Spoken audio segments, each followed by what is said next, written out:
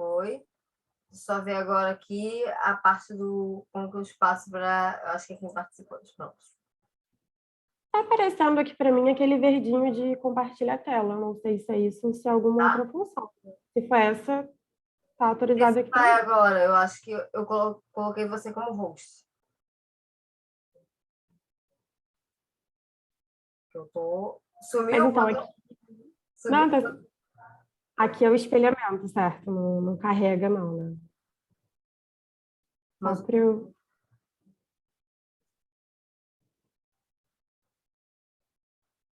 ver se está aparecendo para quando vocês. isso fala das propagandas, gente, por favor, não entrem em pânico, mas você só tem até semana que vem, dia 14, né, se não me engano. É o dia que vocês vão ter que escolher, né? A pergunta final. Pergunta final. Pelo menos provisoriamente, até esse período, tá? Então é isso. Vai, Tá Marta. dando para ver direitinho, Lu? Tá dando para ver, né? Por mim, sim. Perfeito. Lu, não interrompa, me atravesse. Não é Conversar palestra. você, menina. Eu não sou. Não. Mas eu vou Vamos. falar, não, a gente vai falando. Porque o trabalho de Marcelo tem muito a ver, e vocês vão ver isso agora direto. Então se preparem, porque, enfim, se preparem para lidar com isso. Aí tem a ver com a escolha do tema dela. O tema dela é um tema que tem toda uma questão atual, é uma coisa que faz sentido, pelo menos a Marcelo pode falar sobre isso, né? E é importante divulgar de diferentes formas, né? Não só ficar lá com o texto escrito, mas também apresentar e conversar com as pessoas. Né? Todo mundo deve ter passado por isso em algum momento e vai passar. Se não passar, vai passar e a gente vai aprendendo. Tá, vai Aí. querer. Vou ficar E aí, calada. esse texto que eu trouxe para vocês, né, o Nem Tudo Que Reluz é Ouro, discutindo memes e fake news em tempos de pandemia, ele é parte da minha pesquisa de mestrado, então ele é um recorte, né, dessa pesquisa. E esse artigo em especial, ele foi escrito por mim, pelo meu orientador, Dilton Couto, e também pelo Leandro Teófilo de Brito, que é o professor da UFRJ, que vem investigando as questões de gênero, de sexualidade, principalmente voltadas ao esporte. E, como eu disse, né, um recorte dessa minha pesquisa macro. Deixa eu só jogar aqui para o outro lado. E eu queria contar um pouquinho para vocês da minha formação, só para vocês se situarem um pouco melhor, né, de quem eu sou. A Lu já trouxe algumas questões, mas só para nortear mesmo de onde eu vim, o que eu faço, enfim. Eu sou formada em comunicação social pela Veiga de Almeida, então eu sou publicitária. E apesar das questões práticas do curso, né, eu acabei me encantando por esse universo da pesquisa, principalmente a partir de um trabalho que eu enviei a um congresso. E quando eu retorno desse congresso, eu já retorno super animada para escrever o projeto de iniciação científica, que foi o Observatório de Mídia como dispositivo de crítica. E esse trabalho ele começa a me inserir nesse universo mais acadêmico, nesse universo da escrita, né? Quando eu olhei para algumas campanhas publicitárias e comecei a identificar questão de racismo, de machismo, de misoginia, de sexismo, enfim, questões que estavam atravessando algumas publicidades naquela época, né? Algumas propagandas que estavam sendo veiculadas na TV, no YouTube, enfim, que circulavam e que me inquietavam muito naquela época. E logo em seguida, eu dou início ao meu trabalho de conclusão de curso, meu TCC, que foi a performatividade da mulher na indústria da beleza sob a ótica do consumo, um estudo de caso das marcas Avon e O Boticário. Então, eu investigo duas campanhas, uma campanha da Avon, uma campanha do Boticário, percebendo justamente essa cobrança em relação à beleza feminina. E atualmente sou mestre em educação, como já trouxe, e também sou graduanda em pedagogia pela Estácio de Sá. Então, são muitos elementos, né, que vão me constituindo e que vão contribuindo para que me reconhecesse como pesquisadora, para que eu entrasse, de fato, nessa vida acadêmica. E eu acho que, de uma forma mais provocativa também, antes de entrar, de fato, no texto, na minha pesquisa de mestrado, em tudo aquilo que eu trouxe para que vocês pudessem ler e compartilhar, eu trouxe algumas anotações, Lu, de coisas que eu gostaria de ter lido, ou que alguém tivesse me falado, enfim, na época em que eu estava passando por essa fase de TCC. Não tem tanto tempo assim, então tá bem fresco na minha memória, assim, esse período, né? E trouxe algumas coisas bem bobas, coisas que muitos de vocês já sabem, mas eu acho que eu compacto dessa ideia de que o óbvio ele também precisa ser dito, né? Não tem nada de Então, bobo, não, Marcelo. Isso aí é muito sério. A gente acha que é sim, bobagem, mas quando fala pra gente, fala, realmente, por que ninguém nunca me falou sobre isso? Então, então, mas para quebrar o gelo mesmo e para desmistificar também algumas coisas, porque foi um período em que eu aguardei muito durante a faculdade, né, durante a graduação, e com muito temor. Então, primeiro ponto aqui que eu queria trazer para vocês é que o TCC ele não é um monstro, né? Ele não é essa bicha de sete cabeças que todo mundo tenta jogar para gente. Então, eu ouvi ao longo dos 3 anos e pouco, né, antes ali de eu iniciar o TCC, que era a pior fase da faculdade, que eu não ia ter vida, que era horrível, que era muito difícil, que muita gente abandonava o curso nessa época. Então, assim, eu já fui escrever o TCC tensa. Então, assim, tentem normalizar esse período, né? Entender que faz parte do processo e que vocês vão ter um tempo suficiente para fazer, o apoio de orientador.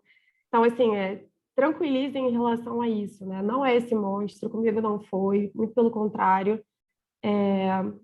Então, é mais compartilhar isso com vocês para que, né, tirem esse peso, tirem essa carga sobre aquilo que vocês vão enfrentar daqui para frente. Então, eu acho que quando a gente muda um pouquinho esse olhar, as coisas se tornam um pouquinho mais leves também.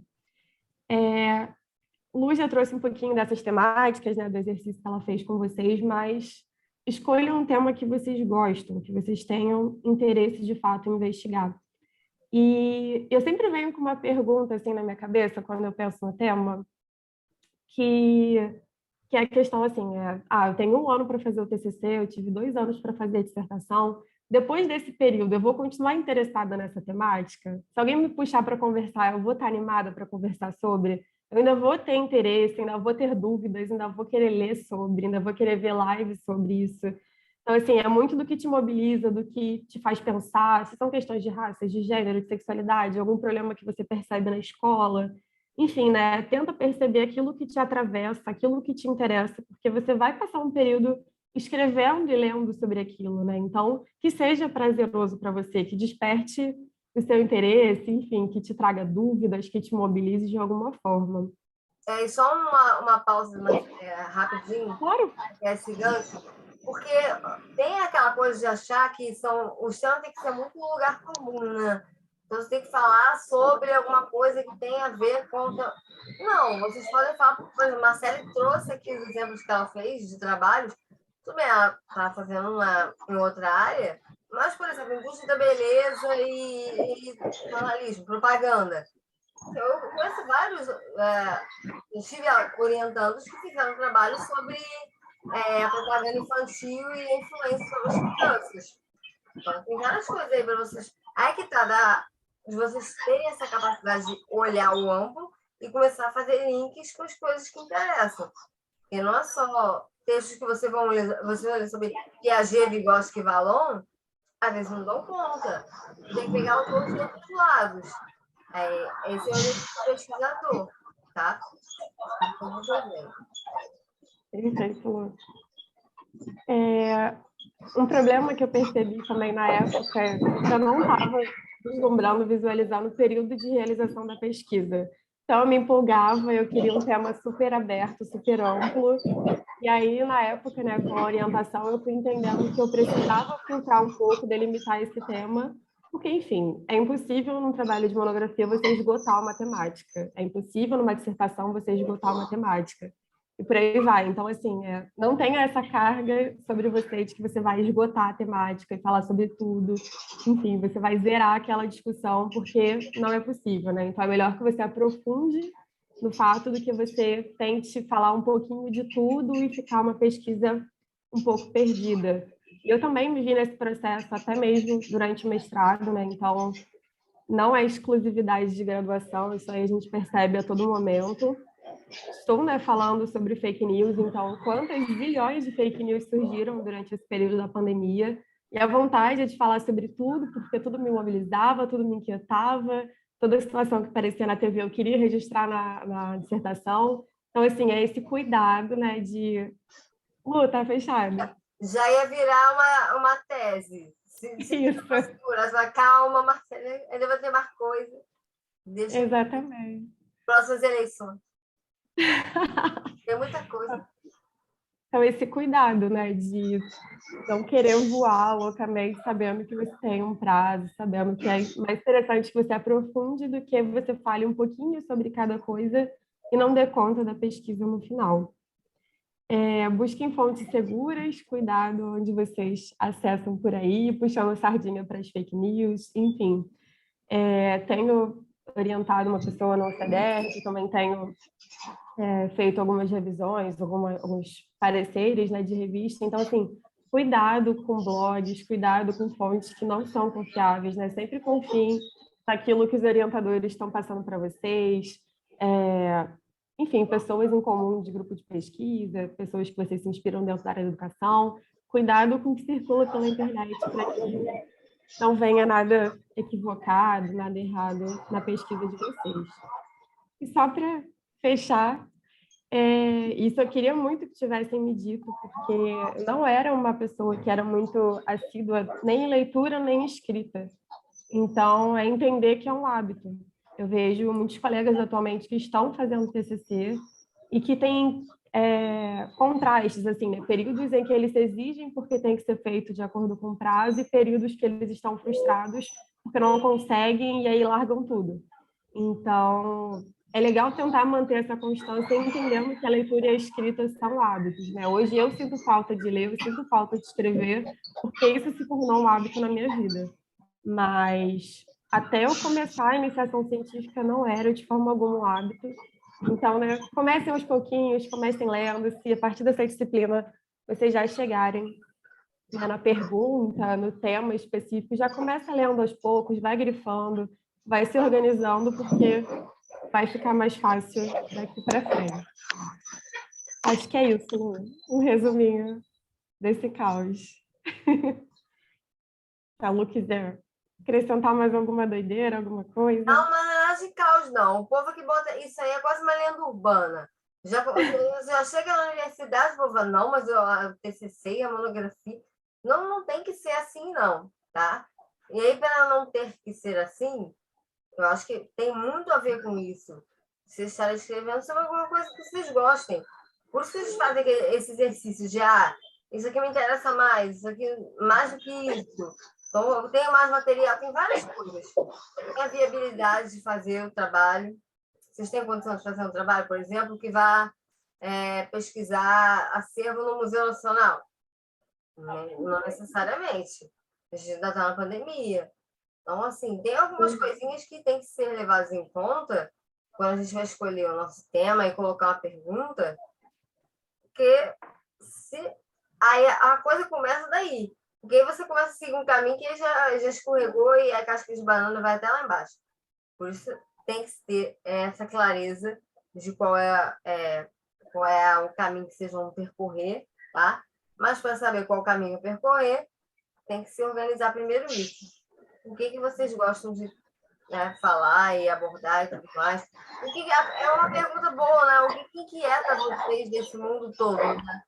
O mundo todo é muita coisa. A Amazônia me deixa inquieta. Agora é menos. Aí você vai recortando. Na Amazônia, vamos falar então de educação ambiental. Aonde? Com quem? E você vai começar fazendo várias perguntas até chegar numa pergunta que seja uma pergunta que dê para você responder. É o que a gente conversou. Não dá para chegar numa questão que você tem ali maravilhosa, não tem como responder. Como os gregos viam a educação? Tá, pode ser, mas é uma pesquisa bibliográfica. Você tem acesso aos livros, está tudo na internet, tem como ver. Então, fazer perguntas para a própria pergunta. Isso influencia pra caramba, tá? Então, é um pouco para a gente situar aí. Segue, Marcela, é o texto. Marcela, tem que ter porquê. Marcela, diga para nós um pouco do porquê da sua escolha. Oi, Lu? Sua escolha. Entendi. Faz até algum Porque som. você recebeu, porque você decidiu falar sobre esse tema. Sim. Então, eu a questão das fake news já me mobilizava já há muito tempo. Eu, principalmente lá nas eleições de Trump, né, as eleições norte-americanas de 2016, aquilo já me trouxe uma certa angústia, né, quando eu percebi a potência da rede para o lado ruim da coisa.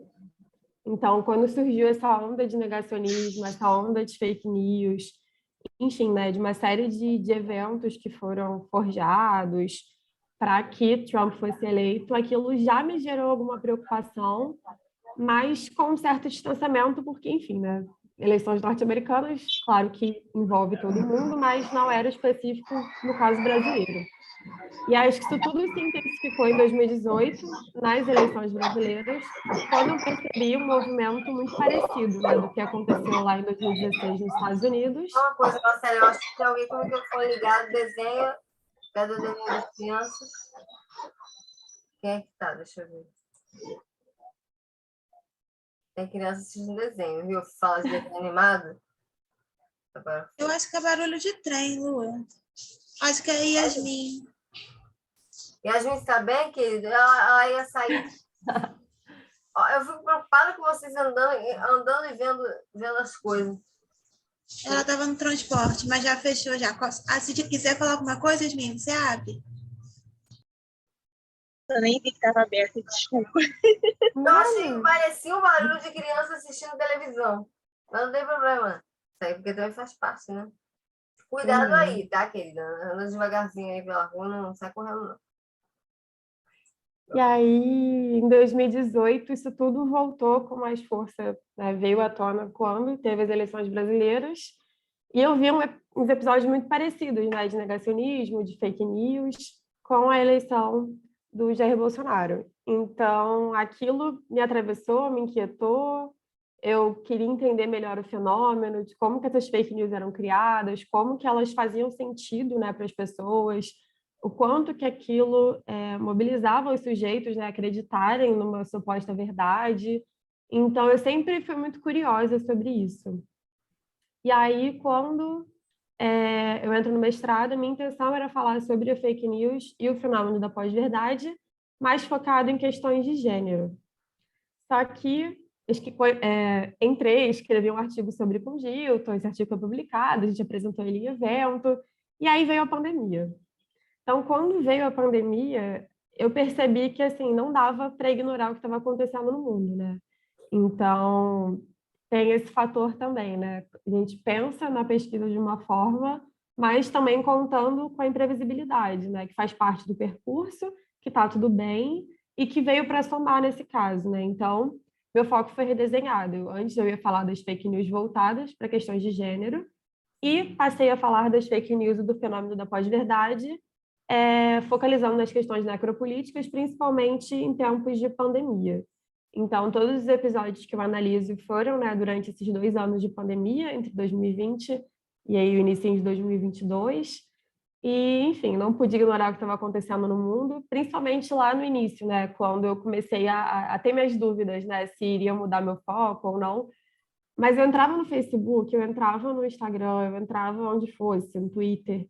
E, assim, eu só via fake news circulando, né? Eu vi a origem do vírus veio da China, veio de um laboratório chinês. Muto mais áudio. Como é que eu muto tudo aqui no...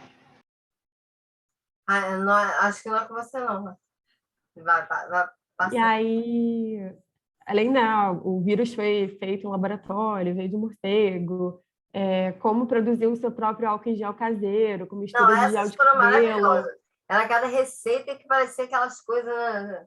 Pior que a Ana Maria Braga, que você compra 20 ovos e mistura com não sei o quê, aí bota 10 quilos de farinha e faz um bolo e pronto, acabou. Ah, cada coisa. Vocês devem ter recebido. Depois eu quero ouvir de vocês.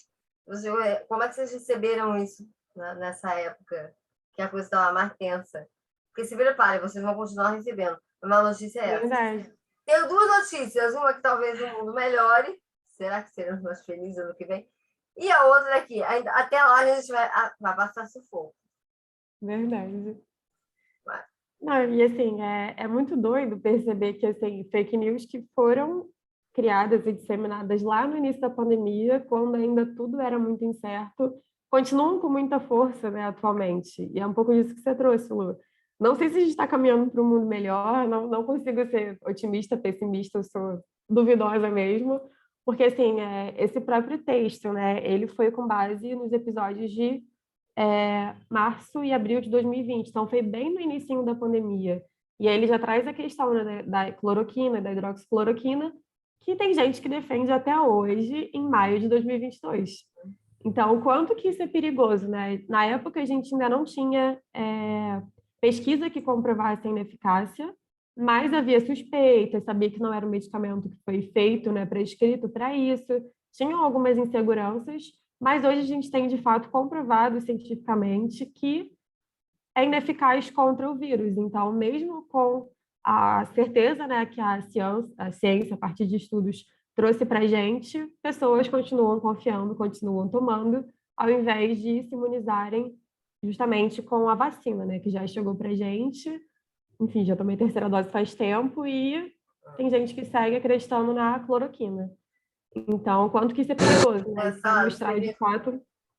Vou ver como as pessoas são incoerentes, né?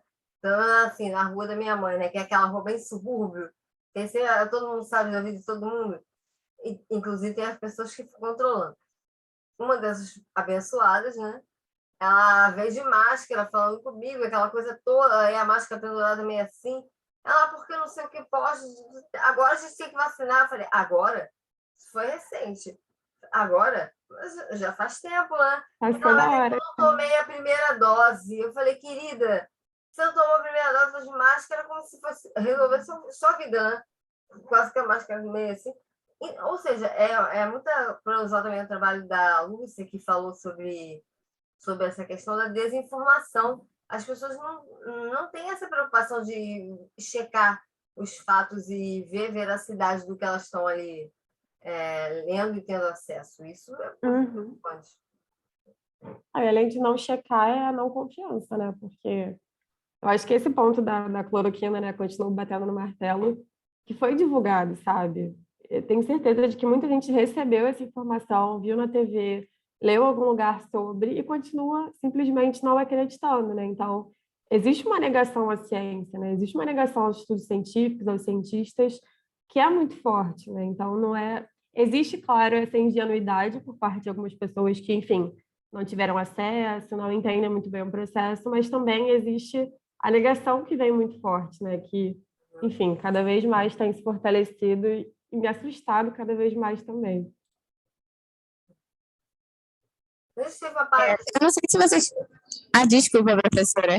Não, fala, Giovana. Eu não sei se vocês vão conseguir me ouvir, porque eu tô na rua e tá muito barulho. Mas é isso que ela falou é muito verdade, porque eu mesma, né? A minha família tem muita gente que votou, enfim, em algumas coisas, né? De política, assim, não vou citar nomes, mas quem sabe, sabe. Coisas é ótimo. Algumas coisas meio duvidosas, alguns indivíduos meio, assim, né? Difíceis de se lidar.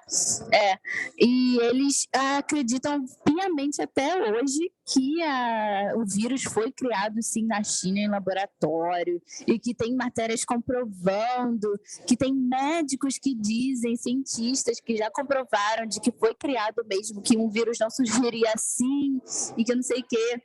E é bizarro, né, acreditar nisso, porque, assim, eles tiram essas fontes de onde? Que médico é esse, entendeu? Que fala uma coisa dessas e eles não sabem comprovar, eles não me mandam nenhuma matéria concreta, um documentário ou alguma coisa assim do tipo, e é muito engraçado, porque eles, assim, completamente inventam essas coisas da cabeça deles, e eu acho isso, assim... Eu fico, gente, como é que pode? A minha tia e meu tio, eles não tomaram a terceira dose e eles falaram que não vão tomar. E meu tio, ele fala, ele era do exército, né? Então, tipo assim, isso tem muito motivo, assim, para ele ser desse jeito, né? E aí ele falou, depois que ele tomou a segunda dose da vacina, a vida dele mudou completamente, que essa vacina fez alguma coisa com o organismo dele, que agora ele não consegue mais ser como ele era antes, que ele corria, que ele tinha disposição, e que não sei o que essa merda... desculpa, gente, a palavra. Que a vacina, ela fez alguma coisa com ele. E eu fico, mas meu Deus do céu, como é que pode isso, né? Eu fico impressionada com isso, mas é só isso mesmo que eu quero falar. É assustador mesmo. É assustador. Não, e assim, eu não sei se vocês já tiveram acesso a reportagens que são negacionistas, que são fake news. Elas também são assustadoras, né? Porque, enfim, elas seguem os princípios do jornalismo. Então, tem a chamada, tem toda a escrita, tem uma reportagem. Sim, é muito assustador isso. Mesmo que falsa, né? Existe ali uma entrevista que é forjada, tem foto, cita nome de documento que às vezes não existe, mas cita. Então, assim, quem olha e não tem esse cuidado de verificar em outros sites, enfim, conversar com alguém, dependendo da matéria, é muito difícil realmente conseguir filtrar aquilo que é verdade, que é mentira, porque é uma construção muito bem feita. Claro que algumas têm erro de português, enfim, alguns detalhes que a gente começa a observar e entender que são falsas. Mas tem uns que são completamente bem elaboradas, assim, que assustam de verdade. E aí aquela senhorinha, aquela tia do sofá que está ali assistindo, aí está com o celular na mão, recebe lá do grupo das senhorinhas da rua, aí vai passar aquilo, daqui a pouco está passando um monte de gente.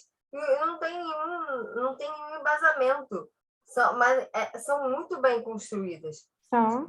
Esse é o desafio, porque a gente está lidando com um fenômeno que ele realmente faz com que a gente até se questione, fala, será que é isso mesmo? Deixa eu procurar aqui. Mas aí o deixa eu procurar aqui já é uma outra etapa, porque tem aquela que simplesmente vai, é isso mesmo, e pronto, sai disparando para os grupos todos e aí fica naquele desespero. Mas, enfim, estamos aí diante disso e eu tenho certeza que ainda vai chegar mais, né? Eles estão se aperfeiçoando, aguardando o tempo. Sim. Gente, é igual quando eu penso nos filmes, nos documentários de Terra plana. É surreal, assim, você entra naquele mundo ali que você começa a questionar algumas coisas, assim, né? Do quanto que é bem feito, do quanto que é bem produzido, e vários ditos especialistas, enfim, toda uma produção arquitetada para te mobilizar em um determinado caminho, que se você realmente não para e pensa e lê, enfim, sobre, você cai no conto do vigário e acha que está tudo bem, né? Gente, quem mais quer falar? Gente, a Giovana está falando dentro do trem. Tá ótimo. Giovana, Marcele, você agora falou do conto do vigário. Uma coisa que eu achei interessante, que às vezes a gente fica se perguntando, né? Um trabalho acadêmico e tal, não sei o quê. A gente pode utilizar determinados, de repente, trechos de música, de repente, determinadas palavreadas, algum tipo de alguma frase, assim. Aí eu vi que você colocou, inclusive, no seu título, né? Nem tudo que reluz é ouro, e a questão do conto do vigário. Eu acredito que você pode falar como é que foi esse processo de você construir e inserir isso no seu trabalho? Porque torna o trabalho mais leve, torna uma coisa mais acessível, mais gostosa de ler. Que você tem interesse, né? Vontade de ler. Isso é verdade. Boa, Laís. Eu acho que, assim, né? Claro que vai depender muito do grupo de pesquisa, da forma como você vai entender essa pesquisa, mas, assim,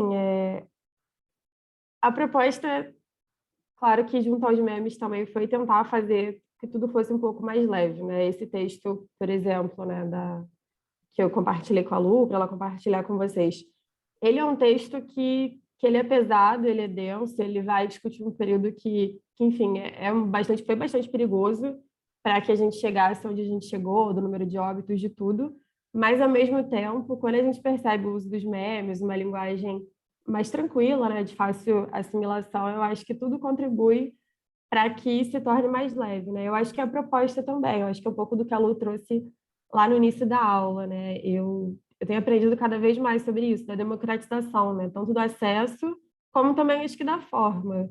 Acho que quando a gente tenta rebuscar muito, dificultar propositalmente, claro que tem gente que escreve com palavras, né, mais exóticas naturalmente, mas, assim, quando a gente tenta fazer isso propositalmente, a gente acaba restringindo um pouco. Então, não que seja algo programado, mas venho aprendendo a escrever de uma forma mais leve, mais simplificada, digamos assim, desde que eu comecei a escrever lá no TCC, e aí fui aprendendo cada vez mais quando eu estou no mestrado. Mas eu acho que é um pouco natural, assim, do processo de entender que a escrita, ela também é criativa, né? Então, eu não preciso ficar ali naquele mundo quadradinho da pesquisa, da universidade, né? Eu consigo avançar, eu consigo... Só para ter um exemplo, né? Está até na apresentação. A justificativa da minha pesquisa eu fiz com base num print de um tweet. Então, a pessoa escreveu poucas linhas, eu capturei aquilo ali, aquilo ali caiu a ficha na hora, eu falei, isso aqui é a justificativa da minha pesquisa. Então, assim, tem coisas que vão acontecendo, né, e que também é ter esse olhar, né, a metodologia, ela também me ajuda muito nesse sentido, a cartografia, de ter esse olhar atento para o que está acontecendo no mundo, ver aquilo que vai despertar atenção e o que faz sentido, né, para a pesquisa. Então, é um pouquinho de cada coisa, Laís. Mas eu adoro. Não, é legal pensar assim, pensar nisso, porque eles estão começando a casa, a gente está começando a construir, a gente está começando a pensar o que a gente gosta, o que a gente quer, né?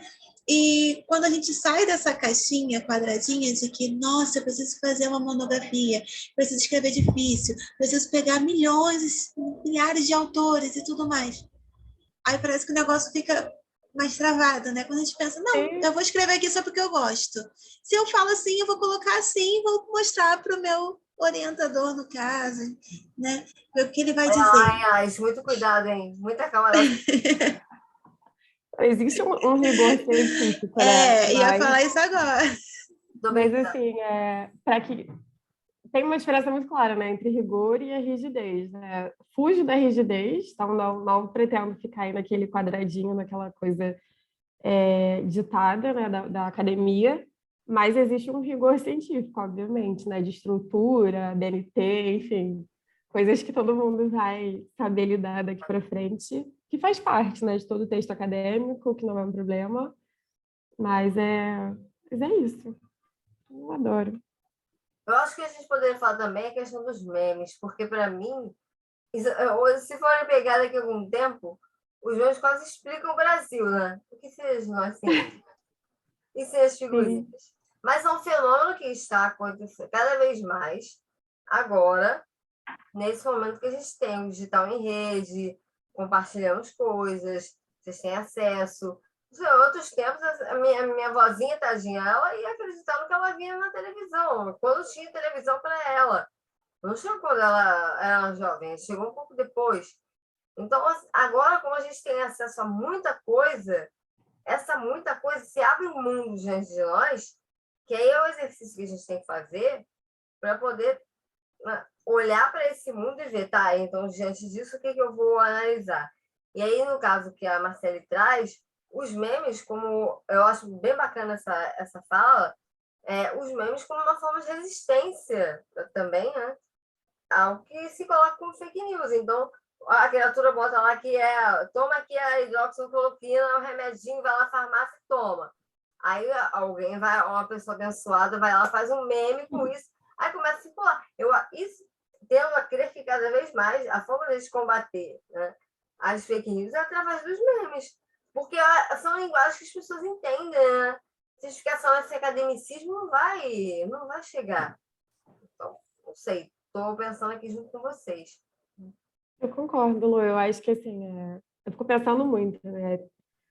Isso aí que você trouxe do academicismo e tudo mais. Tem um dos memes do... Eu acho que está nesse texto mesmo, que é o Bunda no Sofá. Não sei se está nele. Qual deles? É o Bunda no Sofá, é o remédio indicado.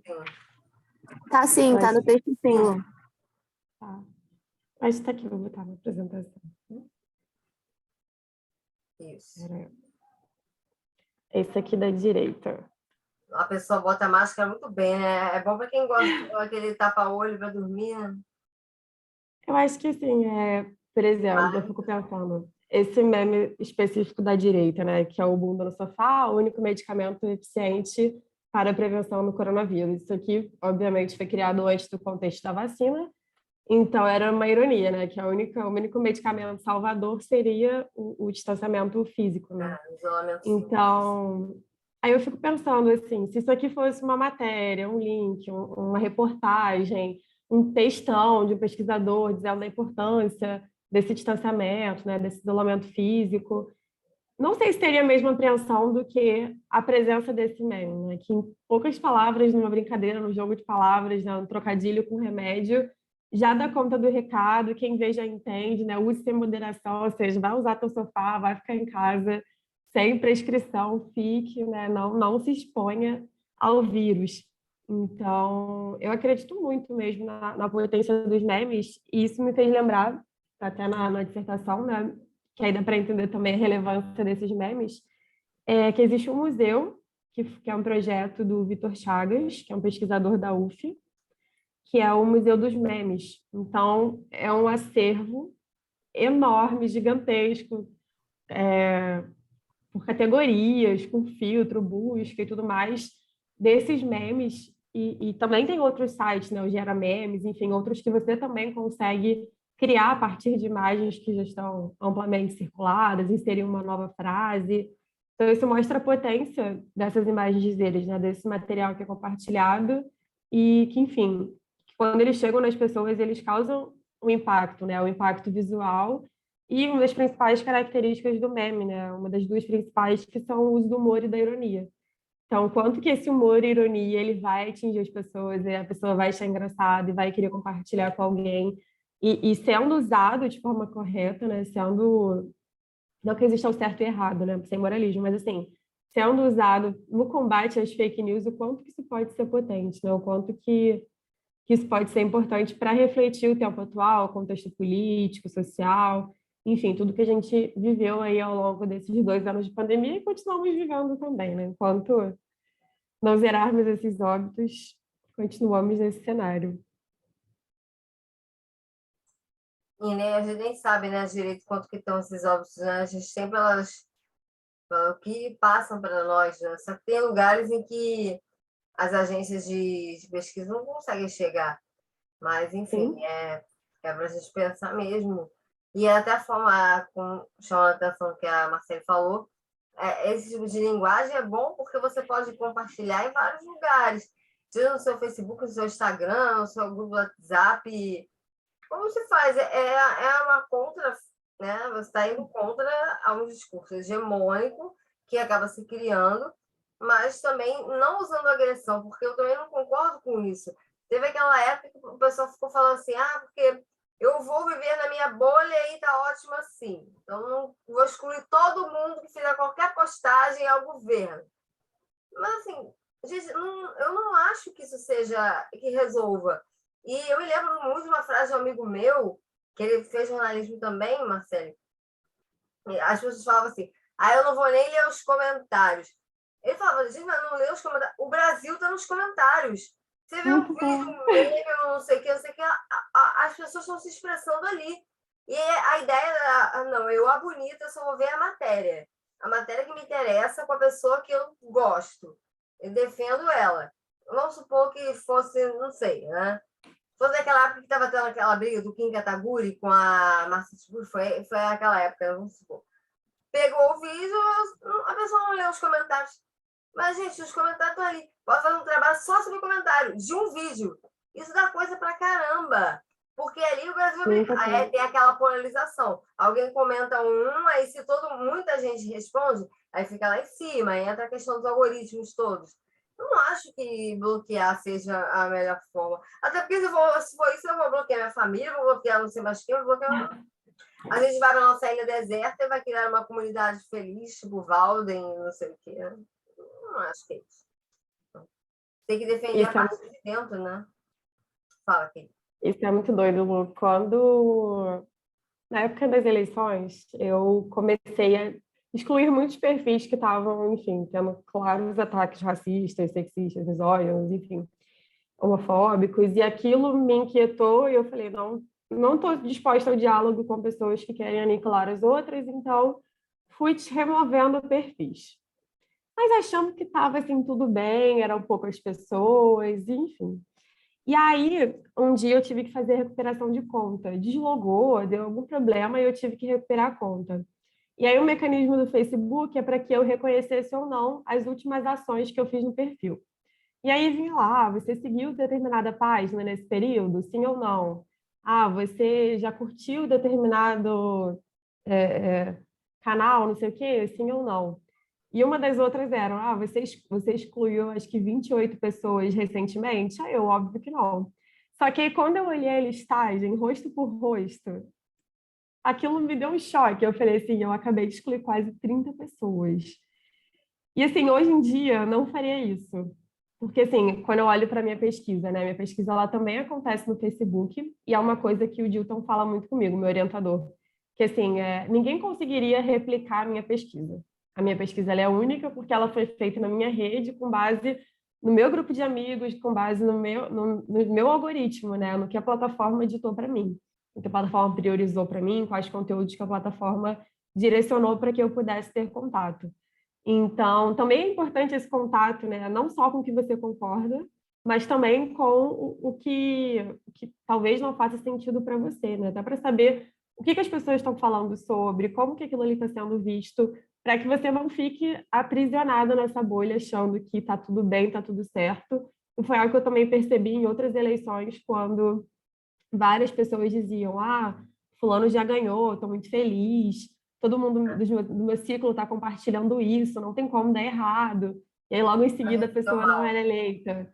Então, assim, a gente acha que a nossa bolha, mesmo que a gente sempre fale sobre isso e reconheça e saiba, né, que existe um algoritmo, uma bolha, a gente precisa reconhecer isso e tentar furar um pouquinho também para perceber o que está acontecendo no mundo, né? Porque, enfim, nem tudo é somente aquilo que a gente concorda, também são visões diferentes, são pessoas diferentes. Eu acho interessante, particularmente, entender um pouquinho desses processos. E a Lu trouxe a questão dos comentários. Uma das sessões que eu investiguei na minha dissertação foi justamente os comentários que estavam circulando na página oficial do Ministério da Saúde, lá na época que o Pazuello falou da região, que o inverno, né, da região norte-nordeste estava parecendo o inverno do hemisfério norte. E aí eu comecei a ver também esse mundo de comentários na página do Ministério da Saúde. Então, assim, diversas coisas podem mobilizar a gente, mas a gente também precisa estar aberto, né, ao diferente, aquilo que possivelmente a gente não concorda, enfim, não está caminhando sobre a nossa perspectiva. Elas vão bloquear. Gente, vocês querem falar? Ou... O Marcelo continua. Silêncio é uma coisa maravilhosa. Estou refletindo, acho que eu não estou refletindo, porque eu excluí muita gente. Mas aí, quanto mais a gente exclui, mais a gente entra na nossa bolha realmente. Aí entra aquela questão que eu boto com o Dito, bolo ou espuma, não sei, até hoje. Qual foi a questão que você falou? Qual foi a questão? Bolha ou espuma, eu não sei até hoje. Não, gente, mas isso aí é uma questão bem assim, né? Deixa a Marcela pensar sobre isso, que eu acho que nós vamos decidir. Não, sim, mas Lu, é o que a Marcela falou, por exemplo, se ela não tivesse... Porque como é que você fez essa pesquisa? Porque, por exemplo, tem memes por exemplo, que eu não tive acesso. Entendeu? Tem determinadas coisas que eu não tive acesso. Porque é isso, eu estava dentro da minha bolha que compartilhavam as mesmas coisas. Aí, por exemplo, você estando dentro da sua bolha, como é que você recebeu esses outras informações de outras pessoas que não tinham realmente uma relação com você, com o que você pensa e tudo mais? Assim, quando eu percebi isso, eu parei um pouco de excluir pessoas. Isso é um processo lá da eleição, né? Então, 2018, já tem aí... Quando eu comecei o mestrado, 2 anos, e agora 4 anos. Então, assim, já fiquei também um bom tempo afastada do Facebook, retornei. Então, e aí também pararam um pouco as postagens. Eu acho que, assim, na época das eleições inflaram essas postagens, daí se tornou muito nítido, né, o que caminhava de acordo com o que eu pensava ou não. E aí, um tempo depois das eleições, já deu uma acalmada, digamos assim, nos ânimos, né? Então, passa a ficar mais difícil de reconhecer, de fato, as pessoas que estão ali, que são suas parceiras, e as que não são, né? Então, isso volta com mais força agora na pandemia, porque Lá em 2019, por exemplo, tinha, né, um escândalo ou outro, obviamente, não deixou de ter, mas não era algo que todo mundo se mobilizava para discutir sobre, para dividir opinião, enfim, não era algo caótico como voltou a ser durante a pandemia. E aí foi quando eu comecei, de fato, a identificar esses episódios, essas pessoas com maior frequência. Mas eu estou pensando, a gente também pode enganar muito esses algoritmos. Se eu chegar aqui agora, estou aqui na página do nosso presidente, né? Então, se eu entrar aqui e for seguir, inclusive, eu já ouvi isso, as pessoas usavam como critério. Como eu vou excluir essas pessoas? Todo mundo que curte ele, eu vou excluir da minha rede. Eu posso curtir porque eu quero. Eu posso tentar enganar o algoritmo, eu quero saber o que ele fala. Então, se eu pegar aqui, vou seguir agora. Apertei o botãozinho, né? Tá bonito aqui. É isso. Gente. Enfim. Engana os algoritmos. Aí depois, o teste é como é que começam a aparecer matérias para vocês no meio das postagens que estão ligadas a ele. Porque é isso que Facebook faz, isso que o Google faz, isso que esses grandes conglomerados todos fazem. Eles começam a você, apertei um botãozinho aqui, eles vão começar a te padronizar e já te colocar dentro, aí já criar as bolhas dele para vocês. Então, aí está o Bolsonaro discutindo com a Anitta, aliás, uma discussão profundíssima, né? Eu estou emocionada. E ele falando aqui, enfim, fiz o teste. Façam um teste vocês também e depois eu quero saber o que aconteceu. E tem isso, né? Eu acho que cada vez mais, se a gente se prende e se fixa na bolha, na nossa bolha ou tudo mais, a gente acaba deixa de ver as outras coisas. E aí, por exemplo, como deixou de ver o que estava acontecendo do outro lado quando ele se elegeu. Ele já achava que estava todo mundo votando junto com a gente. Aquelas carinhas vermelhas que apareciam ali do lado do Facebook. E aí? Não foi só isso. Deu no que deu. Tem que ter cuidado aí com o que o pessoal vai acreditando. Tá? É isso, gente. Mais perguntas? Marcelo trouxe um texto tão bacana para vocês. Acho que dá para aproveitar tanto material dali. Lu, eu tenho uma pergunta. Diga, Fernanda, diga. Eu percebi que seu texto ele é desenvolvido junto com os memes, né? Boa parte da escrita vai sendo desenvolvida e usando os memes como contexto. Eu queria entender se você primeiro desenvolveu o texto e depois procurou os memes, ou os memes eles deram um start para você desenvolver o seu texto. Perfeito, Fernanda. Na verdade, acontece mais a partir dos memes mesmo, ou de algum episódio específico. Por exemplo, nesse texto em específico, foi o auge do Bolsonaro divulgando, enfim, foi garoto propaganda da hidroxicloroquina, da cloroquina, kit Covid e tudo mais. Então, com a metodologia que eu uso, que é a cartografia, a gente entende muito essa questão da atenção, do que está acontecendo no mundo, atenção aos detalhes, aquilo que vai te inquietar, te atravessar, te despertar algum interesse.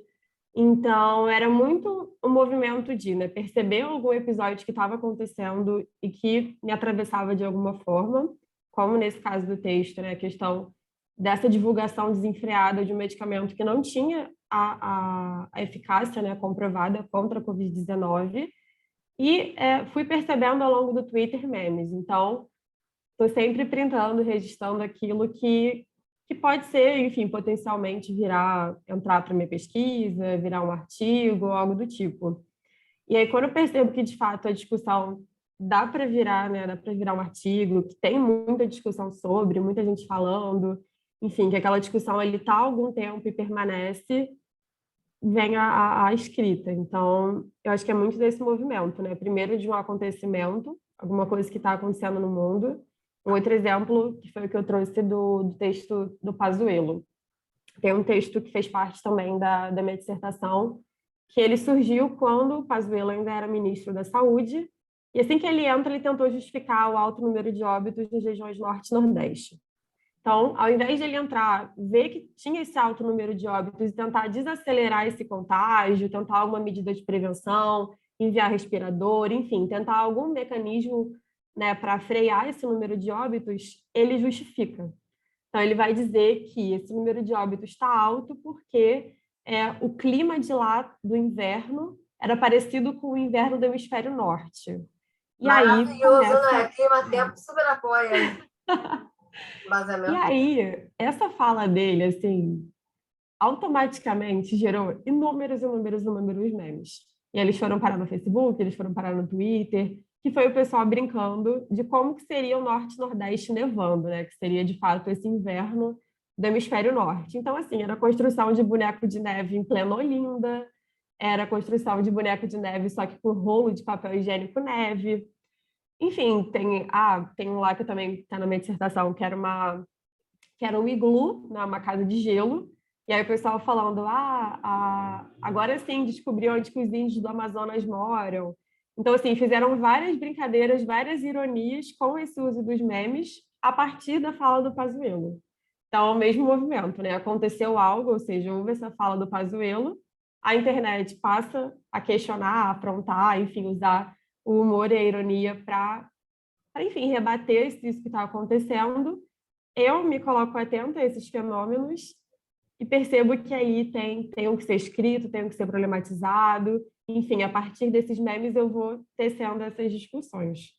Então, o movimento é mais ou menos por aí, né? Não existe uma resposta pronta, mas algo que de fato a gente não faz e não entende, digamos assim, como correto seria fazer um texto e depois jogar os memes, porque a gente entende que os memes são disparadores de reflexão, né? Eles não são só uma figura que está ali ilustrando o que está acontecendo, né? Como você mesmo trouxe, Fernanda, eles vão atravessando e vai discutindo e traz o que está naquela imagem dizer, né? Naquele meme, e aí junta um autor para falar sobre. Então, assim, ela é contextualizada, né? Ela não é só como uma imagem que vai representar um momento, estática, que eu não vá problematizar sobre. Então, esse movimento contrário, de fato, a gente não faz porque a gente vê que não faz muito sentido quando a gente entende, de fato, o poder dos memes. Não sei se ajudei a se atrapalhar. Ok, Fernanda, ok? Foi.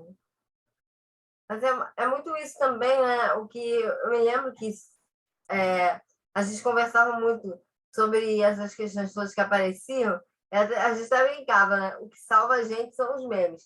Porque era tanta coisa desesperadora que aparecia, sendo divulgada como verdade, e mas o brasileiro é criativo, e nós, a gente tem que valorizar, né, no nosso país. Imediatamente, né, logo depois que publicavam uma matéria dessas, absurdas, já criavam memes, já criavam figurinhas, já criavam não sei o quê. Ou seja, é até uma forma de a gente manter a nossa saúde, porque era aquela coisa assim tão bizarra que aparecia, e você ficava, gente, eu estudei para quê? Eu estou estudando, eu faço o que com o diploma? E aí ganhava adesão, ganhava apelo, as pessoas brigavam, e ainda devem estar brigando, estão brigando, né? Tanto que o que eu ia falar que teve manifestação esse final de semana, eu até falei, gente, eu tava com a camisa amarela. Eu falei, porque você teve a camisa errada. Não, porque a galera toda tava com aquela coisa, né? Camisas e tal. Mas eu fiquei, gente, mas por quê? Quase virou um monopólio, né? A camisa do Brasil virou um monopólio de quem defende o governo. Mas não tem que ser assim. Então, se quiser, ela pergunta, não gosto muito dessa pessoa. Não, tenho questões. Acaba virando isso, né? Você trouxe essa questão, Lu, dos memes, né? Desse respiro que a gente teve na pandemia. E eu me lembrei muito... Sim, e eu lembrei muito do episódio do jacaré. Né? O quanto que a questão de virar o jacaré depois de tomar a vacina viralizou, né? Virou filtro no Instagram. E esse ano, né, fez parte de um carro alegórico. Então, assim, o quanto que isso foi disseminado, né? As pessoas iam tomar a vacina vestidas de jacaré.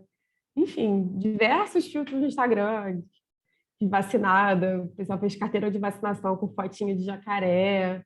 o tanto de movimento que teve, né? E também é uma forma de aprontar, também é uma forma de resistir a tantos absurdos que a gente veio ouvindo ao longo dessa pandemia, né? Não é só ouvir, achar um absurdo, né? Mas também tirar sarro disso, que eu acho que é muito que o brasileiro tem, né? De olhar a situação, de criticar, mas criticar com esse uso do humor que é muito característico, né? Tem até um meme aqui, que é o meme do Titanic.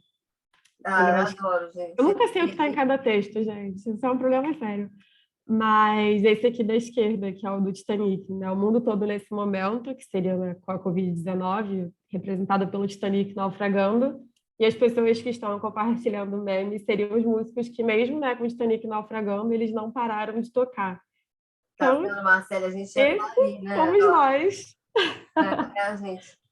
tocando lindamente o barco, enquanto o caos está acontecendo. É muito doideira. No caso do Titanic, não, tô falando. É tão doideira. Vocês tinham que fazer alguma coisa. Vai fazer o quê? Chorar? Eu não vou chorar, tem mais um motivo para chorar. Por exemplo, quando chega um boleto para mim, eu choro.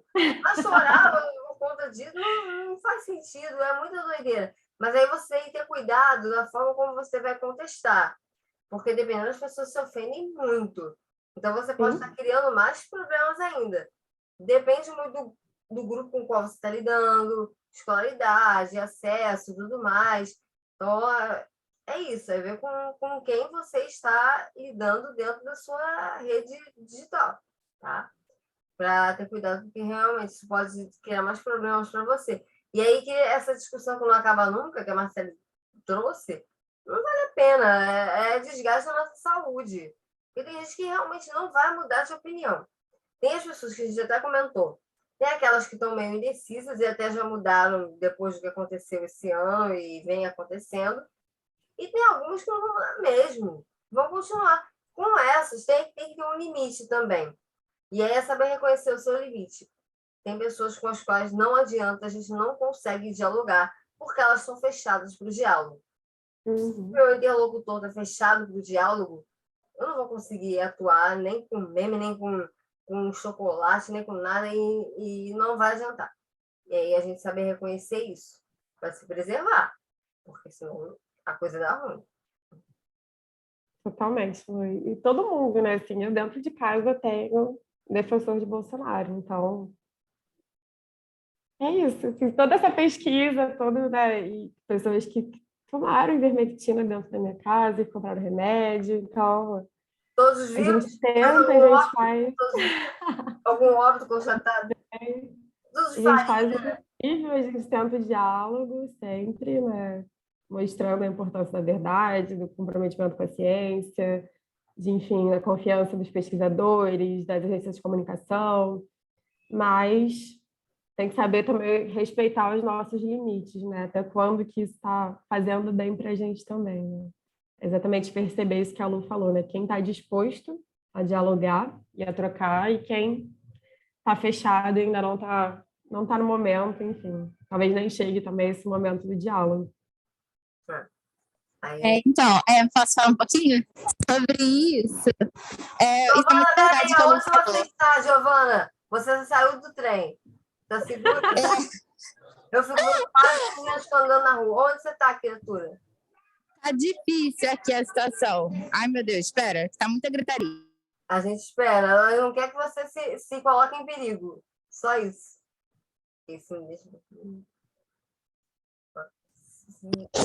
Vocês estão conseguindo me ouvir melhor? Não. A gente está te ouvindo. Ah, tá bom. Então, isso que a Lu falou é muito verdade, porque eu aprendi muito com isso, de, assim, tem gente que não vale a pena perder o nosso tempo, porque a pessoa não vai mudar, ela vai continuar com a opinião dela, e a gente vai se desgastar, vai criar uma coisa ruim dentro da gente, que eu, pelo menos, fico com um sentimento muito ruim quando, assim, eu sei que alguma coisa é errada e a pessoa continua pensando daquela forma, isso vai me dando uma agonia dentro de mim, assim, inexplicável. Mas eu aprendi com o tempo, principalmente durante a pandemia, durante essas eleições que tiveram 4 anos atrás, que tem coisa que a gente, assim, vai perder tempo discutindo e não vai valer a pena. Então, eu hoje em dia consigo abster algumas coisas e, assim, tentar pensar que, cara, eu sei que o que eu estou pensando é certo e é isso que importa. Eu tenho as minhas virtudes, eu tenho o meu pensamento. E, ao máximo, que eu tenho 2 irmãs pequenas, né? Mais novas que eu. Então, ao máximo, vou tentando moldá-las para que elas cresçam com um pensamento bom de igualdade, de respeito. Porque, assim, na minha família em si é muito complicado, porque literalmente todo mundo é a favor do governo. Então, assim, a gente eu vivo lá com elas uma crise, assim, muito grande, porque a minha irmã mais nova é muito apegada à minha mãe, então tudo que minha mãe fala, ela acata como se fosse a maior verdade do mundo, e ela é muito pequena, então, assim, tem coisas que ela fala que eu fico assim, gente, uma criança de 9 anos não fala isso, sabe?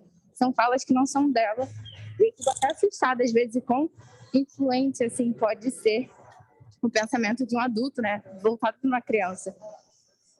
E aí eu tento moldá-las e fazer com que elas cresçam da melhor forma possível, né? Mas é complicado, mas enfim, aos poucos tudo vai melhorando e se Deus quiser, agora esse ano melhora, ano que vem também. Mas aí é isso, basicamente, que eu queria acrescentar. Fala, Marcele, comenta aí. É realmente, assim, preocupante, né? Não tenho esse exemplo parecido, assim, de conviver com uma criança e perceber a influência de um adulto diretamente, né? Mas imagino que seja minimamente assustador, porque, enfim, são pessoas que estão se formando, né? E começando a entender um pouquinho sobre a vida, sobre como as coisas acontecem no mundo. E é preocupante do que você trouxe, essa questão, né? De que são falas que você vê que não vieram da ingenuidade lá de dentro dessa pessoa, né? São forjadas, enfim, ouviu em algum lugar, ouviu por alguém e está reproduzindo. E o quanto que isso pode ser perigoso daqui para frente, se realmente esse cuidado, esse carinho, esse afeto, essa rede mesmo de apoio não for firmada daqui para frente. Falando desse ponto que a Giovana trouxe das crianças, né? Eu tenho um irmão mais novo, que ele tem 10 anos, e assim, não com a questão política, porque meus pais são totalmente contra, e ele até reproduz algumas falas que meus pais dizem, assim, a minha mãe fica falando que ele tá arranjando encrenca no condomínio onde ela mora, porque ele passa em frente às casas e aponta assim, aquela família ali é bolsonarista, e isso gritando no meio do condomínio. E a minha mãe fica tipo, garoto, cala a boca, vou apanhar aqui no meio do condomínio. Mas Aí assim, a gente... com a arma na mão.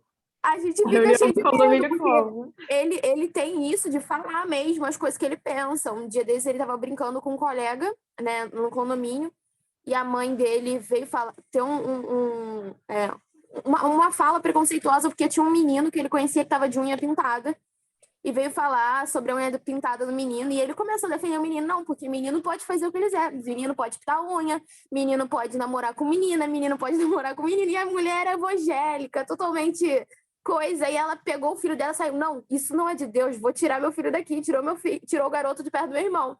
E a minha mãe disse que ele tá demais nisso de falar, né, o tempo inteiro, sem se importar com o que os outros vão falar ou agir, né, e a minha mãe tem reforçado muito isso para ele, mas um ponto que a gente tem batido muito na tecla com ele é porque ele assiste muito YouTube. E aí, tudo que ele vê no YouTube, ele acha que é verdade. E a gente fica falando, cara, não acredito em tudo que você vê. Se você acha que aquilo pode ser verdade ou não, você pesquisa. Não fica caindo em tudo que você escuta, porque ele reproduz tudo que ele vê no YouTube. Ele vem comentando com a gente tudo que ele vê no YouTube e tem muita coisa que a gente sabe que não é verdade. Que ele fala assim, reproduzindo mesmo de alguns canais determinados. E a gente fala, pesquisa, não cai na mesma ideia das pessoas que você está assistindo. E ele tem essa consciência de, assim, escutar um pouco a gente e ir atrás daquilo realmente, sabe? Ele é uma criança que tem essa desenvoltura. Ele vai, por mais que ele escute, a gente fala, não, pesquisa antes, vê se é isso mesmo. Ele vai e pesquisa para ver se é aquilo mesmo. Mas é muito preocupante, porque você vê que tem muitas crianças têm acesso ao YouTube, né? Hoje em dia, então, a TikTok, a tudo. E tem muita coisa ainda que é correlacionada às fake news. É muito espalhado, com muita visualização, e isso não é barrado. Não tem uma margem para barrar esse tipo de coisa. Então, assim, eu me preocupo com a irmã dele, e a minha mãe se preocupa, tanto nessa questão da extrema polarização, que as crianças estão extremamente politizadas em todos os sentidos, e tanto quanto essa divulgação de notícias que não são reais em plataformas confiáveis, né? Vamos pôr assim, que estão presentes no cotidiano das crianças. Imagina essa reunião de condomínio, Luan. Imagina, eu estava numa série, José, maravilhoso. Isso aí tem todo o gancho que a gente pode fazer com a questão da educação. A gente está fazendo um trabalho que é um trabalho educativo, porque pensar, mas isso o que tem a ver? Não tem nada a ver. Eu sei que uma série de geração já ouviu isso, né? Mas tem a ver com aquela. Gente, zero paciência. O povo fica assim, o que tem a ver com a educação? Óbvio que tem. Aí a criança ela tem acesso a uma série de coisas, depois vai reproduzir tudo. E, assim, é esse o trabalho que a gente tem que pensar agora. É um momento muito delicado que a gente está vivendo. Então, deixar que eles, óbvio, não tem como impedir. Mas se puder conversar com eles sobre o que eles estão vendo e estão recebendo, os mais velhos, tudo bem, né? Às vezes a gente até tolera, é horrível, essa palavra esquece. A gente até entende porque fazem parte de uma outra geração.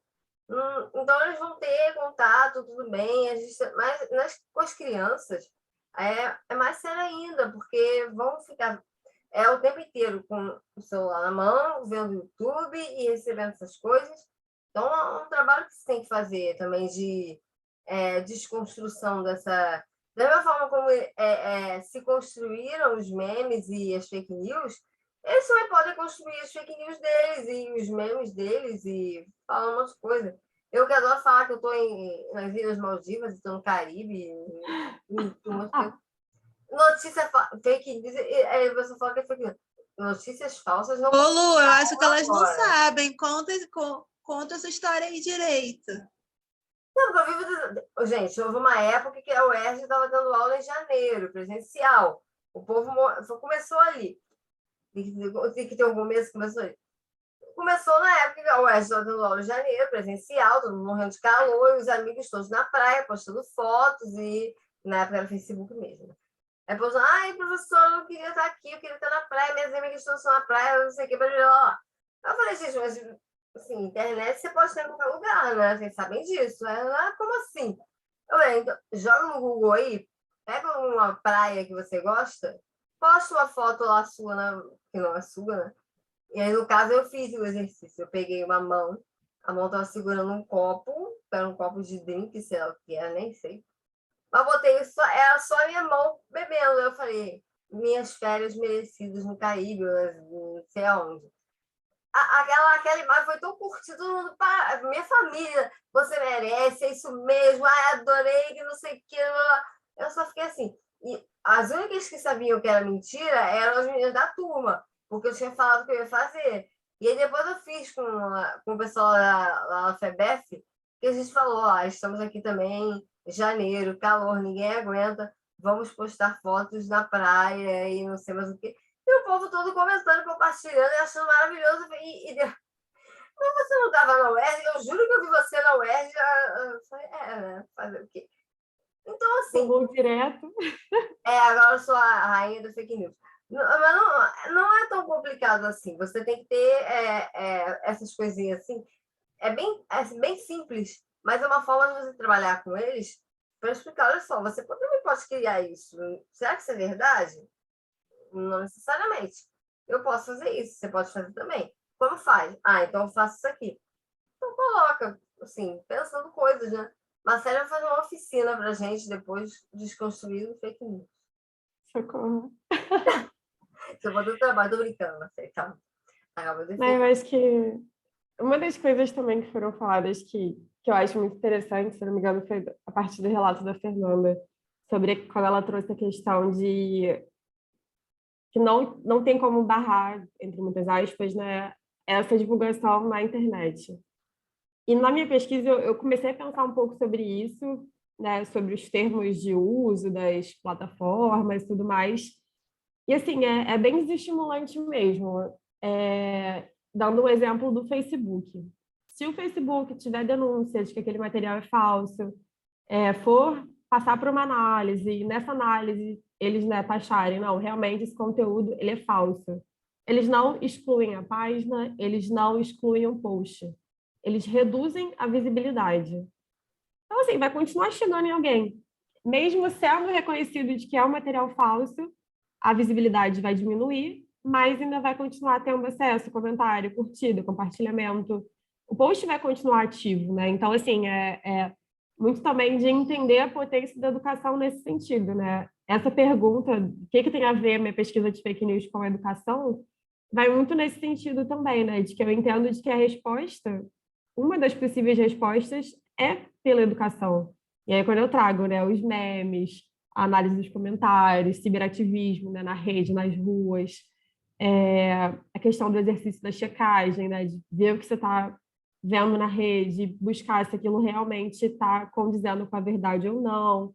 Enfim, né, várias formas de se pensar a partir da educação, porque, de fato, somente através das plataformas, das políticas dos sites, enfim, não vejo muita saída, porque o que tem atualmente além dessa só redução, né, que seria o maior critério assim de ir contra o que está acontecendo,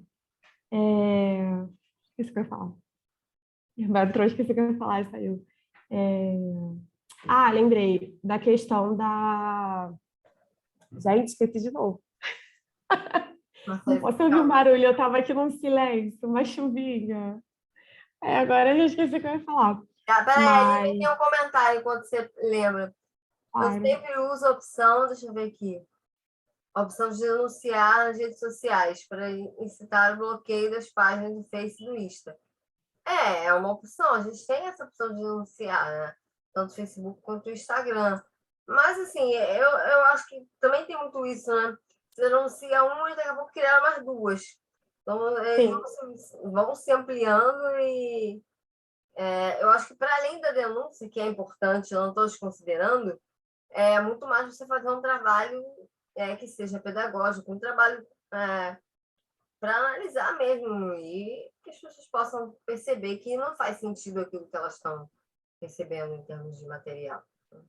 Totalmente. E sobre essa questão da disseminação, né, o exercício da checagem, por exemplo, ela vem, né, da educação também, ela é um movimento da educação, entendo a importância dele, a importância, né, de que todos possamos olhar para o material e identificar os problemas, os erros, se aquilo ali faz sentido, está caminhando com a ciência, mas é um pouco também de enxugar gelo, né? Foi o que ela falou, são diversos materiais que são disseminados para milhares de pessoas que estão circulando em WhatsApp, em Facebook, em Twitter, Instagram. Então, assim, né, o tempo que uma pessoa tem de digerir uma informação, de buscar, de ir atrás, de validar se aquilo ali está correto, se é incorreto, é um trabalho também de enxugar gelo, né, nesse sentido, porque é inesgotável. Você vai concluir que aquela ali é uma fake news, mas quantas outras estão surgindo enquanto você está fazendo essa análise? É um movimento, assim, constante a todo momento. Então, essa educação, né, desde pequeno aí, até um pouquinho de esperança quando eu ouço vocês falando dos irmãos, enfim, dos Que mais bom, novos. Fernanda, que você está fazendo esse trabalho, né, com... mas é isso, não precisa estar na escola, você está fazendo um trabalho com eles, aí talvez isso, é olhar e falar, vamos conversar um pouquinho.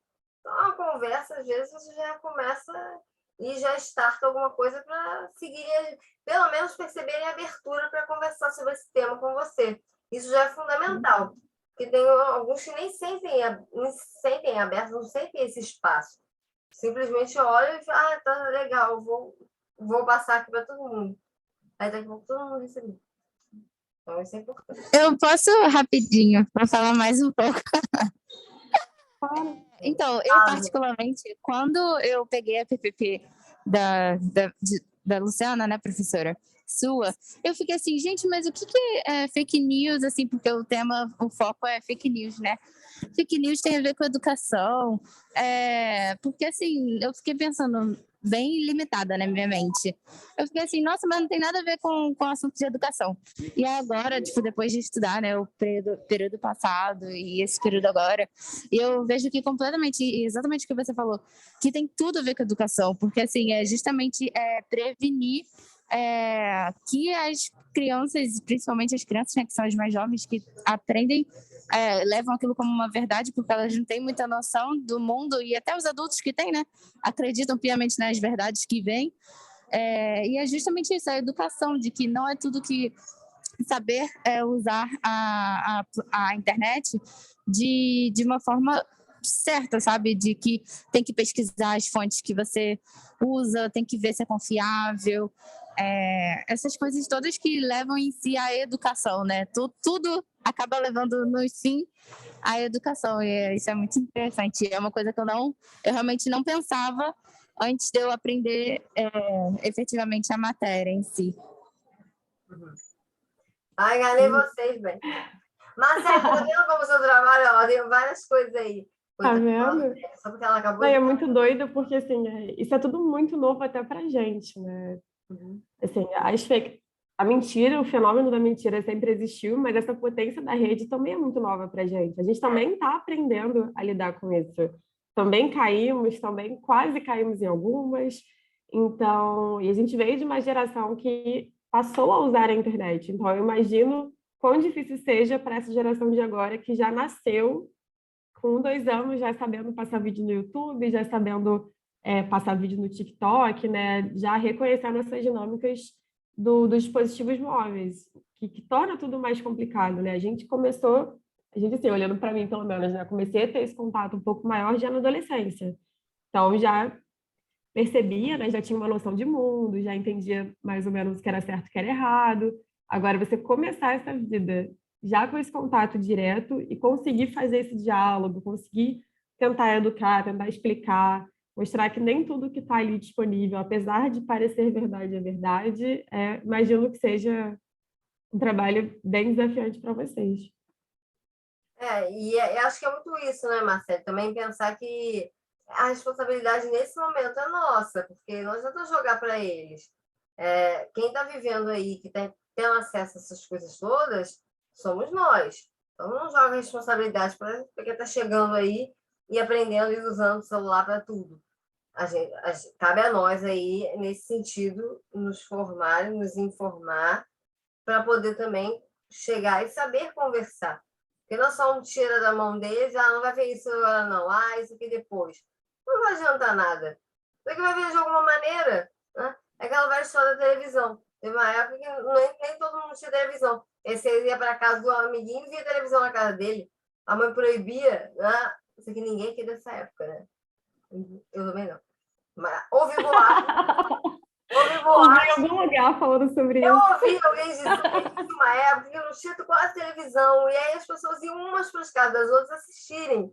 Então, é isso. A mãe fala, não pode. A criança vai, a mãe vai estar, sei lá, desapareceu. Fugiu e foi para o fulaninho ver o que tinha que ver. Então, não adianta. Se for brigar contra, ele vai perder e vai se desgastar. Então, o negócio é conversar sobre e aprender a conversar.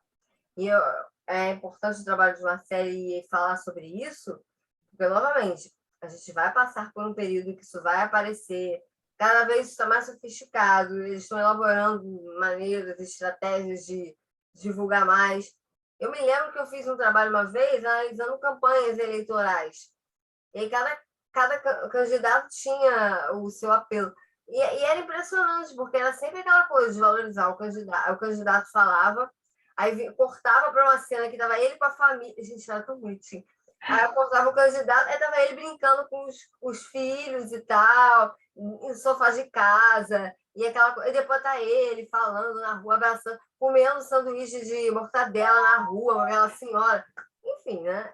Essas coisas. Mas você vê como é que o apelo emocional que se cria em torno disso é muito forte. Então, é assim que se constroem essas notícias. Não só, mas um desses elementos é o apelo emocional. Você se identifica, fala, nossa, que pessoa maravilhosa, ele brinca com os filhos, ele come pastel de feira. Mas isso tudo é uma montagem. Isso tudo foi escolhido, selecionado bonitinho para que apareça e chegue lá naquela senhora do sofá, na sua mãe, no seu pai, no seu tio, e aí você fica olhando e fala, gente, isso é lindo. Então, é um pouco para a gente pensar, né?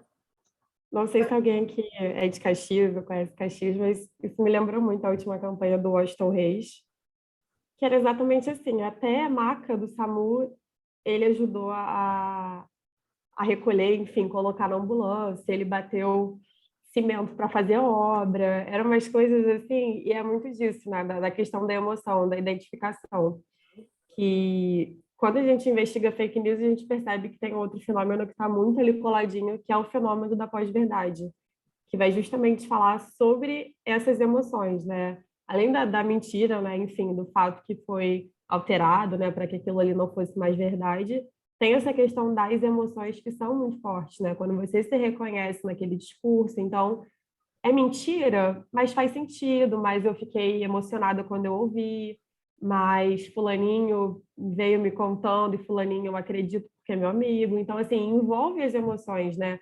Isso tanto para o bem quanto para o mal. Aquilo que te mobiliza de alguma forma, emocionalmente falando, está muito ligado a esse fenômeno da pós-verdade, que vai, de fato, abraçar as fake news com uma força gigante quando a gente pensa nesses discursos dos políticos, né? Quando eles defendem algumas questões, defendem a família, Deus, enfim. Então, você vai se reconhecendo naquilo ali, emocionalmente falando, e se conectando com aquela ideia, o que torna tudo mais perigoso, né? Quando a gente... Porque não é só a mentira pela mentira, né? É você se conectar com aquilo, é você acreditar fielmente, porque aquilo fez um sentido dentro de você. Então, torna 10 vezes mais perigoso.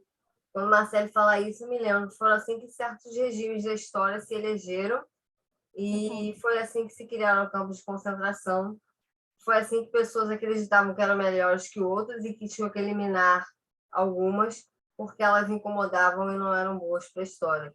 Ou seja, é para a gente começar a ampliar o nosso olhar sobre esse tipo de discurso. Não é só de agora, a gente já tem isso em outros tempos, mas agora a potência da rede faz com que isso se intensifique. Outro dia fiquei pensando nisso. E se Hitler fosse candidato agora? Uma coisa, a mesma coisa, enfim, abafado. Não parecia, né? Algumas pessoas não pareciam. Enfim, então são coisas. Ele está de volta, Lu. Um pouco de medo até de falar sobre isso. Mas não, vai dar tudo certo. Não, eu tô falando do filme, cara. Vai dar tudo certo e, enfim, isso é importante para a gente falar.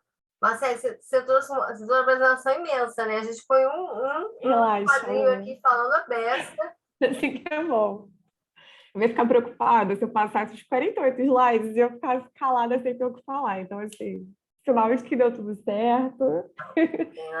Foi na conversa, que foi leve.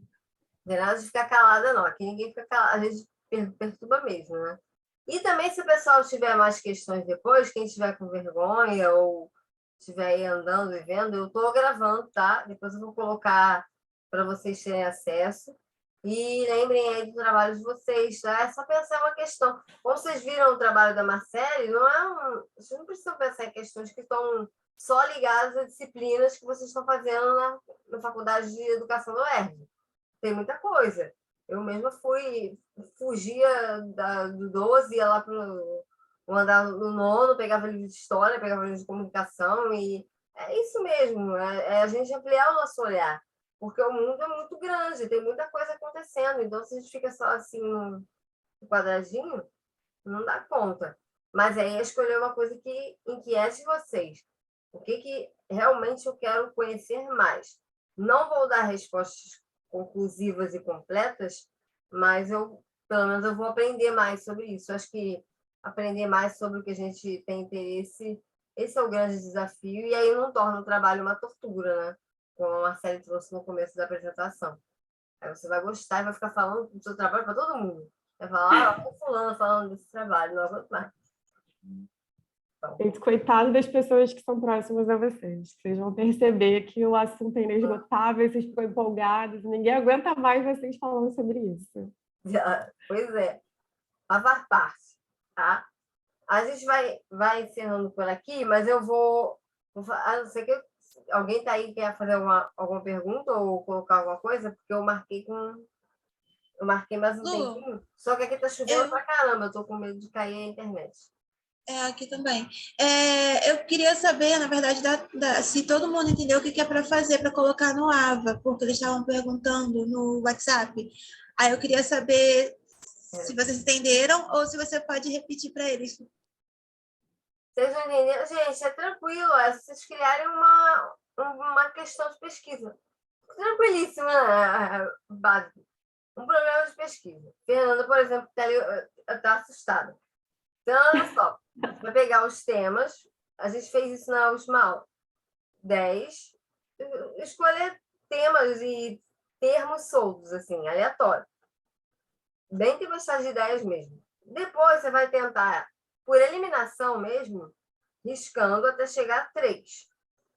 Desses 3, você vai olhar para eles só assim, nossa, desses 3, qual que eu mais tenho interesse em falar? Calma, querida, segura essa pergunta aí que eu vou responder. Desses 3, qual que eu mais tenho interesse em falar? Sobrou um, esse você vai tentar transformar, pegar ele, vamos supor, né, que seja fake news, e transformar em uma pergunta. O que você gostaria de pesquisar em torno de fake news ou de memes, ou de, enfim, de uma série de coisas que a gente tem aí, né? Eu não sei, eu dei um exemplo, avaliação, fracasso escolar, educação inclusiva. Por isso que a gente falou, a Yasmin, que não está aqui, ela falou, eu quero falar sobre sistema prisional. Ok, então ela tem que transformar numa pergunta, tá? Esse é o trabalho. A pergunta que fizeram, eu tenho que responder a pergunta? Não, porque esse é o trabalho de vocês vão desenvolver, tá? Não adianta você vir com resposta pronta. Porque a pessoa fala, a pergunta os malefícios que a televisão faz para as crianças. Não, mas isso não é uma pergunta. Você está dizendo que é malefício? Você fez a pesquisa para saber se é malefício ou não? Então, tem aquela coisa, a velha coisa da pergunta que já vem com a resposta pronta, né? Não é isso, não. Podem ir colocando, eu acho que o espaço já está aberto. Se vocês tiverem dúvida, avisem no grupo do WhatsApp, que eu vou dando uma olhada, aí eu vou fazendo aquelas perguntas, né? Se a pessoa falar isso, eu quero saber quais são os problemas de educação no Brasil. Tá, aí eu vou olhar e vou falar, tá, problemas. Você já partiu do pressuposto que tem problema, né? Ok.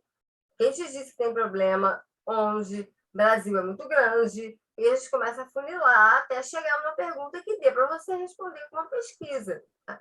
E não precisa chegar a uma resposta pronta. A Marcela apresentou o trabalho dela, vocês viram, ela está trazendo outras questões que podem se desdobrar nos próximos trabalhos que ela vai fazer, no doutorado e tudo mais, e vai ter tempo para fazer também, tá? Vocês estão iniciando um processo de pesquisa, entendeu, filho? Ficou claro? Mas é uma pergunta só ou a gente vai desenvolver várias perguntas, problemas, né, no caso? Tentem chegar a uma. Se vocês não conseguirem, tudo bem. Podem colocar. Eu fiquei com muita dúvida entre essas duas, não consegui chegar a uma questão só. Coloquem 2, tá? Tem um texto da Miriam Goldenberg que fala, eu coloquei isso lá para vocês, é um texto falando sobre problema, né? Sobre questão de pesquisa. O mais difícil é encontrar a questão de pesquisa, aquilo que eu quero saber. Então, se for só 2, tá ótimo, né? Essa aqui e essa aqui. Eu gosto muito dessa. Aí você vai começar a perguntar para as 2. É viável fazer um trabalho sobre esse tema? Como que eu vou fazer? Com quem eu vou fazer? E tem alguns que são bem complicados. A gente ainda está na pandemia. Não sei quando isso vai acabar. Tá? Acabar, a gente está melhorando, flexibilizando, tudo mais. Não sei até quando.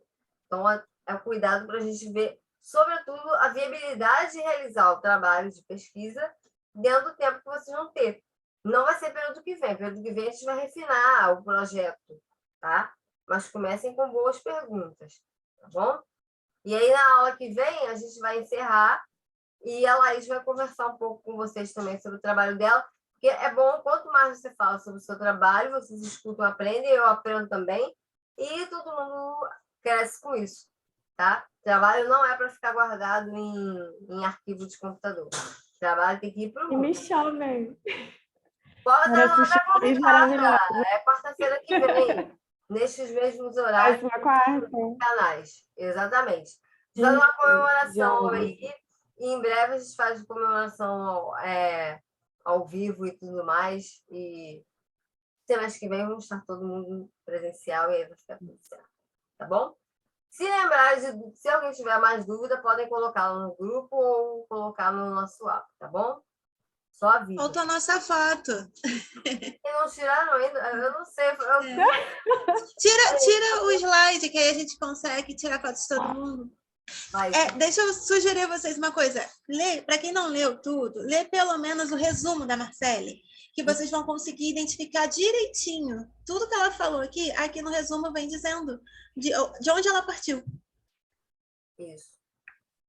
Aliás, todo mundo... Que é o que vocês precisam que é o que vocês precisam para agora.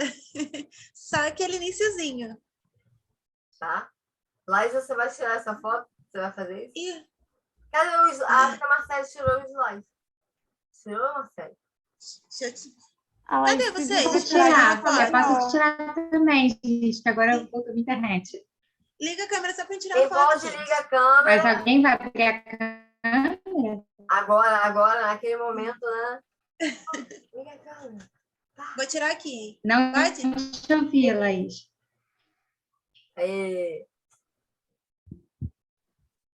Foi. Marcele, obrigada. Obrigada, gente. Obrigada, Adorei. querida, por ter compartilhado com a gente aí o seu trabalho, que eu sei que ainda vai ter muitos desdobramentos, e por ter trazido aí contribuições para o pessoal pensar mais. Eu tenho certeza que ninguém mais vai olhar para memes da mesma forma. Espero muito. Obrigada, Lu, pelo convite. Muito obrigada, a aula foi muito legal, gente. Giovana, você está segura, não está? Oi, professora? Você está segura? Você vai andando no meio da rua, criatura. Já está em casa, Giovana. Mas tem que participar, gente. Eu já estou chegando. Tá todo mundo bem, né? Não, tá tudo bem, tá tudo bem. Então tá certo. Gente, eu vou só tentar parar aqui a gravação para deixar para o pessoal que não pôde assistir, tá? E agradecendo de novo a todo mundo que esteve aí com a gente nessa maratona, tá bom?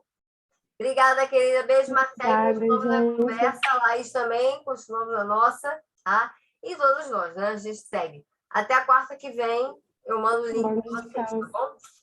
Beijo. Tá bom. Tchau, gente. Boa Tchau, noite a professora. todos. Obrigada, Marcele. Boa noite. Obrigada a vocês. Deixa eu ver se eu consigo gravar direitinho.